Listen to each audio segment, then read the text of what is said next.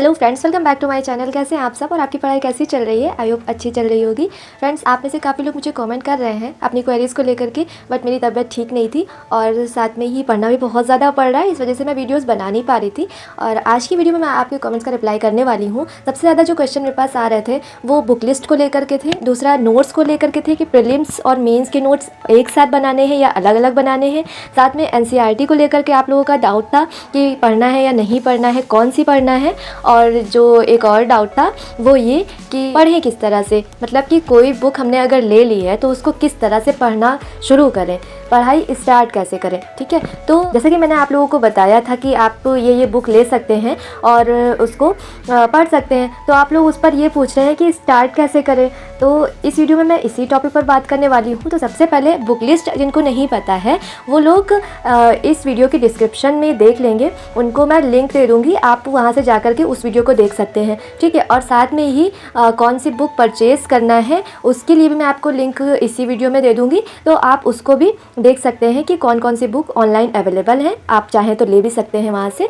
ठीक है, CRT की लिंक भी मैं आपको इसी वीडियो के डिस्क्रिप्शन में दे दूँगी। ठीक है, तो अब बात करते हैं कि पढ़ना किस तरह से है। नोट्स तो भी बताऊंगी आपको कि आप किस तरह से नोट्स बनाइए, उससे पहले किस तरह से आप पढ़ाई स्टार्ट करें। ठीक, तो जैसे कि आपने बुक ले ली, सिलेबस ले लिया, प्रीवियस ईयर क्वेश्चन की बुक ले ली, ये 3 काम तो मैंडेटरी है और करना ही है सबको, तो इतना आप कर चुके हैं। ठीक, तो अब आपको स्टार्ट करना है पढ़ाई, जो कि सबसे ज़्यादा इंपॉर्टेंट है। तो मैंने आपसे कहा था एक बार आप PYQs को देख लीजिए, उसके बाद पढ़ना स्टार्ट करिए। लेकिन फिर भी जब हम खुद से पढ़ना शुरू करते हैं और हमें कुछ ज़्यादा नहीं पता होता है तो PYQ देखने पर भी हमें चीज़ें समझ में नहीं आती हैं। तो वही डाउट मैं आपका आज क्लियर करूँगी।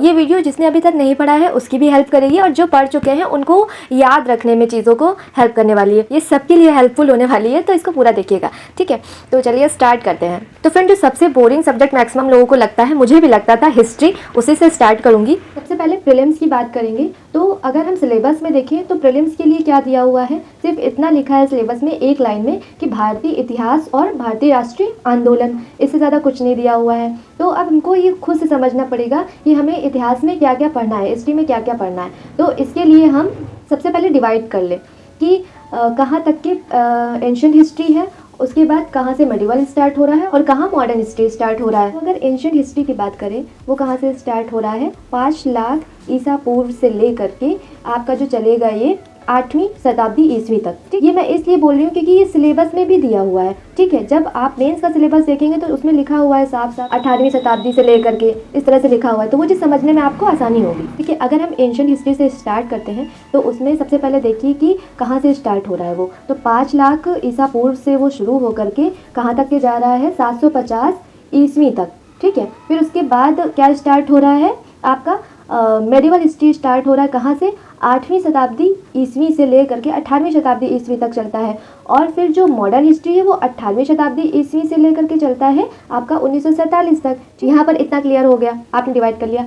अब आपको डिवाइड करना है ये 5 लाख जो ईसा पूर्व है और जो 750 ईस्वी है, इसके बीच में क्या क्या चीज़ें हुई हैं, कौन कौन सी घटनाएं घटी हैं, इनको आप एक क्लियरिटी के साथ एक एक करके लिख लीजिए। ठीक, तो देखिए सबसे पहले आपको प्रीलिम्स के लिए क्या पढ़ना है, पाषाण काल। पाषाण काल में भी क्या है, 3 डिवाइड है, उसमें भी कौन कौन से, पैलियोलिथिक होगा एक, और एक मेसोलिथिक होगा और एक नियोलिथिक होगा, यानी कि पूरा पाषाण काल, मध्य पाषाण काल और नवपाषाण काल। इनमें आपको चीज़ें पढ़नी है। अभी मैं बताऊंगी इंपॉर्टेंट चीज़ें भी, इसमें आप कौन कौन से जो एरियाज हैं उस पर आप फोकस करिएगा। ठीक है, लेकिन पहले हम टाइमलाइन एक देख लेते हैं। ये हो गया स्टोन एज, यानी कि पाषाण काल से स्टार्ट हुआ। फिर उसके बाद क्या आया, ताम्र पाषाण काल आया। इसमें भी कुछ संस्कृतियाँ हैं आपको देखनी पड़ेंगी, जैसे कि जौरवे संस्कृति हो गई, ठीक है, मालवा संस्कृति हो गई। फिर इसके बाद आपका क्या आएगा, हड़प्पा सभ्यता आएगी, जिसको कि कांस्य युगीन सभ्यता भी बोलते हैं। ठीक, फिर इसके बाद आपका क्या आएगा, वैदिक काल आएगा। वैदिक काल को लौह संस्कृति भी बोलते हैं, क्योंकि यहाँ पर क्या हुई थी, लोहे की खोज हुई थी उत्तर वैदिक काल में। ठीक, तो यहाँ पर आपको ये दोनों चीज़ें पढ़नी होंगी। जब आप वैदिक काल और उत्तर वैदिक काल पढ़ लेंगे, फिर उसके बाद आपको क्या देखने को मिलेगा, जैन और बौद्ध धर्म का उदय देखने को मिलेगा, आप ये चीज़ पढ़िएगा। फिर इसके बाद आपको मौर्य काल आएगा आपका। फिर मौर्य काल के बाद आपको पढ़ना पड़ेगा मौर्योत्तर काल। मौर्योत्तर काल के बाद आपको पढ़ना पड़ेगा गुप्त काल, फिर गुप्तोत्तर काल। ठीक, ये हो गई एक टाइमलाइन। ठीक है, जितनी क्लियरिटी रखेंगे उतना ज़्यादा अच्छा रहेगा। सबसे पहले क्या आएगा, पाषाण काल, पाषाण काल के बाद ताम्र पाषाण काल, फिर इसी के साथ स्टार्ट हो जाएगी आपकी हड़प्पा सभ्यता, फिर इसके बाद आएगा आपका लौह संस्कृति यानी कि वैदिक काल और उत्तर वैदिक काल, फिर इसके बाद मौर्य काल, फिर इसके बाद मौर्योत्तर काल, फिर गुप्त काल, फिर गुप्तोत्तर काल। ये आपकी टाइमलाइन हो गई। ठीक, फिर इसमें आपको पढ़ना क्या क्या, जो पाषाण काल है इसमें कौन से एरियाज ऐसे हैं जिनको आप पढ़ सकते हैं। पूरा पाषाण काल में आपको क्या पढ़ना है, बस वहाँ पर देखना है कि किस चीज़ की खोज हुई थी, यानी कि उत्तर पूरा पाषाण काल आते आते क्या हो गया था कि आग की खोज हो गई थी। ठीक है, फिर इसके बाद आपको पढ़ना है मध्य पाषाण काल। मध्य पाषाण काल में आपको देखना है कि कौन कौन से जो स्थान थे वो इम्पॉर्टेंट है। देखिए क्वेश्चन कैसे बनता है, आपको 4-5 स्थल दे दिए जाते हैं, जगह के नाम दे दिए जाते हैं, उसमें पूछा जाता है कि ये किससे रिलेटेड है, मध्य पाषाण काल से, नव पाषाण काल से, पूरा पाषाण काल से या फिर हड़प्पा सभ्यता से। तो वहाँ पर आपको जो भी इम्पॉर्टेंट है बस वही पढ़ना। जैसे कि एक मध्य पाषाण काल मुझे याद आ रहा है, बागौर करके है, ठीक है, जो कि राजस्थान में है, और एक आदमगढ़ नाम का है, ठीक है, वो मध्य प्रदेश में है। ये दोनों ही किसके लिए फेमस थे, पशुपालन के लिए फेमस थे। ठीक है, फिर भीमबेटका हो गया, ये कितना ज़्यादा इंपॉर्टेंट है, चित्रकला के लिए ये जाना जाता है। ठीक, फिर आपको नवपाषाण काल में इसी तरह से देख लेना है कौन कौन से स्थल इंपॉर्टेंट हैं। जैसे एक पिकलीहल हो गया,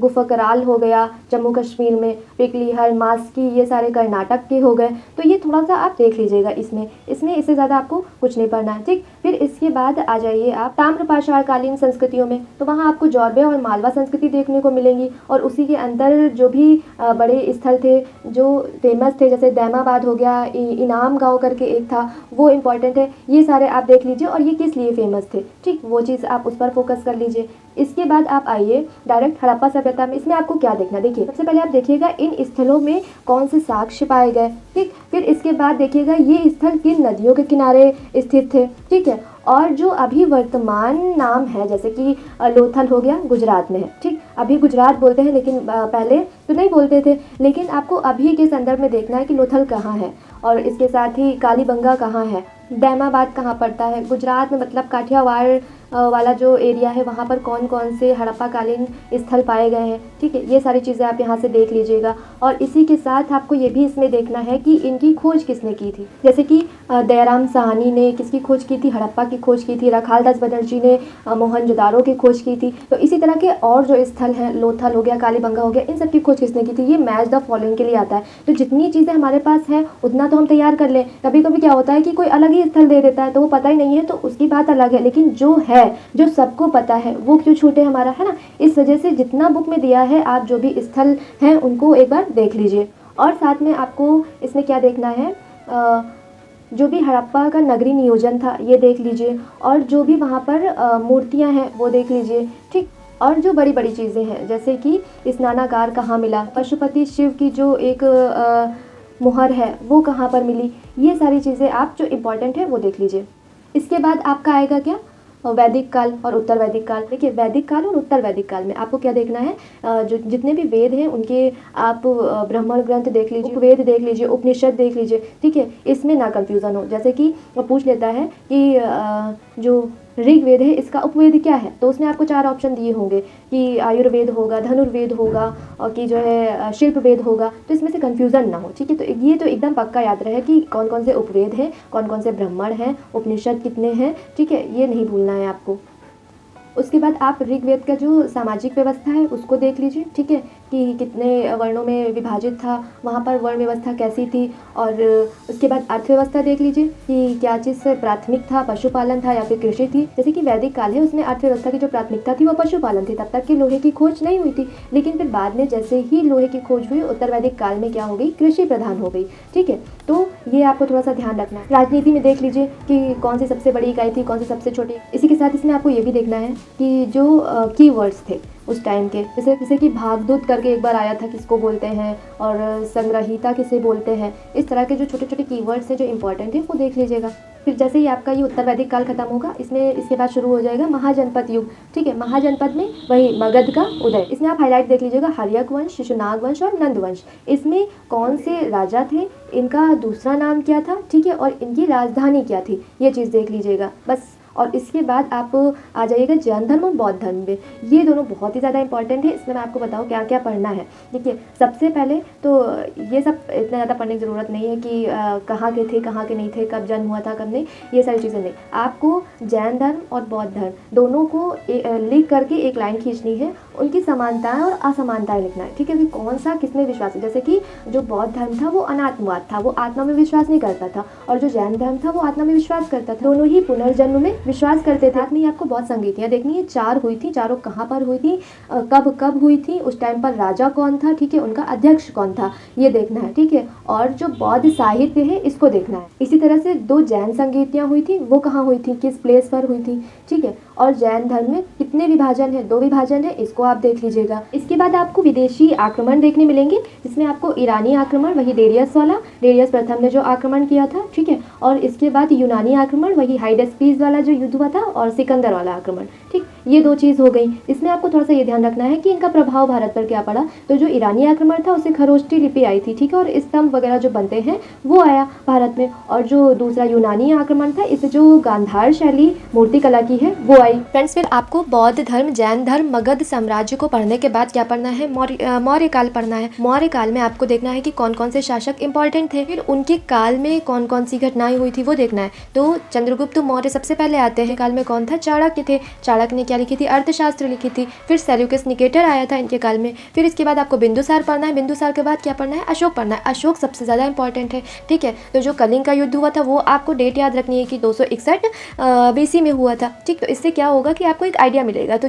कि अभी तक के हमारा क्या चल रहा है, ईसा पूर्व चल रहा है, अशोक काल तक के, ठीक। तो जो भी यात्री आते हैं तो इससे रिलेटेड क्वेश्चन बनता है कि ये जो मतलब इनके काल में जो यात्री आया था ये किस ईस्वी में आया था या ईसा पूर्व में आया था। तो एक अंदाज़ा लगाने में यानी तुक्का लगाने में थोड़ा सा हेल्प मिलती है। इसलिए आप जो चीज़ इंपॉर्टेंट डेट याद हो सकती है वो तो याद ही रख सकते हैं ना। फिर प्रीलिम्स के पॉइंट ऑफ व्यू से जो सबसे ज़्यादा इंपॉर्टेंट है अशोक के टाइम पीरियड में वो शिलालेख, ठीक है। तो आपको शिलालेख देखने हैं कि कौन कौन से शिलालेख थे, यानी कि जो स्तंभ शिलालेख थे वो अलग देखना है आपको। जो 13 शिलालेख थे उसमें क्या क्या इंपॉर्टेंट हुआ था वो देखना है, क्योंकि उसने पूछता है कभी कभी कि जो पशु बलि से रिलेटेड था वो किस नंबर पर था, दूसरे शिलालेख में था या तीसरे नंबर पर था, इस तरह से करके। और जो भाबरू शिलालेख हो गया, रुमनदेही शिलालेख हो गया, ये कुछ इंपॉर्टेंट शिलालेख हैं, आप इसको देख लीजिएगा। फिर अशोक काल में ही जो नगर से संबंधित कुछ समितियां थी, 6 समितियां थी, उनको देख लीजिएगा कि वो क्या काम करती थी। और प्रशासनिक जो इकाइयां थी उनको देख लीजिएगा। मौर्य काल में भी कुछ कीवर्ड्स थे उनको देख लीजिएगा, जैसे कि कंटका शोधन किसको बोलते हैं, विष्टि किसे बोलते हैं, हिरण्य किसे बोलते हैं, ये सारी चीज़ें आप देख लीजिए। फिर आपको मौर्योत्तर काल देखना है। मौर्योत्तर काल में आपको क्या देखना है कि कौन से देशी राज्य थे और कौन से विदेशी राज्य थे। जैसे कि जो देशी राज्य थे वो कौन से थे, शुंग, कर्ण, सातवाहन और चेदी। आपको ये इसी क्रम में याद रखना है, कभी कभी क्रम लगाने के लिए आ जाता है। और साथ में ही जो इंपॉर्टेंट है वो ये कि इनकी राजधानियाँ और इनके जो पहले पहले शासक थे वो याद रखने हैं। इसमें से जो सातवाहन वंश है उसको बहुत अच्छे से पढ़िएगा। इसी तरह से मौर्योत्तर काल में ही कुछ विदेशी राज्य भी थे, इनको भी आपको क्या करना है, क्रम में ही पढ़ना है। जो विदेशी राज्य थे उसमें आपको कौन कौन से मिलेंगे, यूनानी, शक, पार्थियन और कुषाण। तो इसमें से जो कुषाण वंश है इसको आपको अच्छे से पढ़ना है। और बाकी जो पार्थियन वंश है, शक वंश है, ये सारे हैं, इनके बस आपको जो राजा है, जो शासक है वो देख लेने हैं कौन कौन से थे, ठीक है। फिर आपका शुरू हो जाएगा गुप्त वंश। गुप्त वंश में आपको क्या पढ़ना है, चंद्रगुप्त को थोड़ा से पढ़ करके समुद्रगुप्त वाला जो पार्ट है उसको अच्छे से पढ़िएगा, उनकी नीतियों को अच्छे से पढ़िएगा कि कौन कौन सी नीतियाँ थी। अभिलेख थे गुप्त काल के, वो इंपॉर्टेंट है। जैसे कि एक एरण नाम का अभिलेख था जो भानुगुप्त का था, उसमें सती प्रथा का साक्ष्य मिला है। तो इस तरह से करके 2-3 जो अभिलेख है वो देख लीजिए। फिर इसके बाद चंद्रगुप्त द्वितीय के काल में जो नौरत्न थे दरबार में, उनको देख लीजिएगा कि उनका क्या क्या नाम था, वो किस क्षेत्र से संबंधित थे, बस इतना देख लीजिएगा। और साथ में उस टाइम जो गुप्तकालीन मंत्री हुआ करते थे उनका कुछ नाम अलग ही तरह का हुआ करता था, वो देख लीजिएगा। कभी कभी आ जाता था कि इस नाम का मंत्री किस कार्य के लिए नियुक्त किया गया था, ठीक है। जैसे कि महाबलाधिकृत नाम का एक मंत्री था, वो पैदल सेना के लिए हुआ करता था। इस तरह से 2-4 मंत्री हैं, उनके नाम देख लीजिएगा बस, जो कि आए हुए हैं एग्जाम में। फिर आ जाता है गुप्तोत्तर काल। और गुप्तोत्तर काल में आपको क्या पढ़ना है, थानेश्वर का पुष्यभूति वंश एक है जिसमें कि हर्षवर्धन थे, और जो उत्तरी राज्य में शासन कर रहे थे उस टाइम पर, और दक्षिणी राज्य में जो शासन कर रहे थे वो कांची के पल्लव और बादामी के चालुक्य। ऐसे याद रखना है, कांची के पल्लव और बादामी के चालुक्य। ये मिलाने के लिए आ जाता है कि किस से संबंधित है, मतलब ये जो ये चालुक्य थे वो कहाँ के थे, तो बादामी के थे। इस तरह से मिलाने के लिए आया था। तो याद रखेंगे ना, जिस तरह से पढ़ेंगे उसी तरह से तो ज़्यादा सही रहेगा। हर्ष के टाइम में आपको क्या याद रखना है कि ह्वेन सांग आया आया था और हर्ष चरित्र की बाण भट्ट ने रचना की थी और साथ में ही हर्ष ने 2 धर्म सभाएं आयोजित की थी। वो कहाँ की थी ये देख लीजिएगा, बाकी कुछ इंपॉर्टेंट नहीं है और एंशियंट हिस्ट्री यहाँ पर हो जाता है ख़त्म। ठीक है, तो ये सारी चीज़ें थी इंपॉर्टेंट, इसको आप देख लीजिएगा। और अब आपको थोड़ा सा ये रहेगा कि जब हम किसी के मुंह से सुन लेते हैं ना वर्ड और जाने पहचाने लगने लगते हैं तो वो इंटरेस्ट बढ़ जाता है पढ़ने में। और साथ में ही आपको बुक देखनी है कि जो प्राचीन कालीन बुक्स हैं उनको किसने लिखा था। ठीक है, कालिदास ने कौन सी बुक लिखी थी और पंचशील किसने लिखी थी और ब्रह्मदत्त की कौन सी बुक है। इस तरह से करके जो 2-4 बुक्स हैं वो अच्छे से आप देख लीजिएगा और यात्रियों को देख लीजिएगा। इंपॉर्टेंट क्वेश्चन बनता है इससे, हमेशा आता है कि कौन किसके काल में आया था। तो फ्रेंड्स, अब आप इतना जानने के बाद अगर आप पढ़ेंगे ना तो थोड़ा सा इंटरेस्ट डेवलप होगा, नींद थोड़ी कम आएगी। और वीडियो कैसी लगी है मुझे बताइएगा ज़रूर। और अगर आप चाहते हैं कि मेंस के सिलेबस को भी इसी तरह से मैं आपको समझाऊं तो मुझे कमेंट करिएगा, मैं ज़रूर कोशिश करूँगी। और अगर वीडियो अच्छी लगी हो तो लाइक शेयर एंड सब्सक्राइब करिएगा। मिलते हैं नेक्स्ट वीडियो में, तब तक के लिए ऑल द बेस्ट और बाय बाय।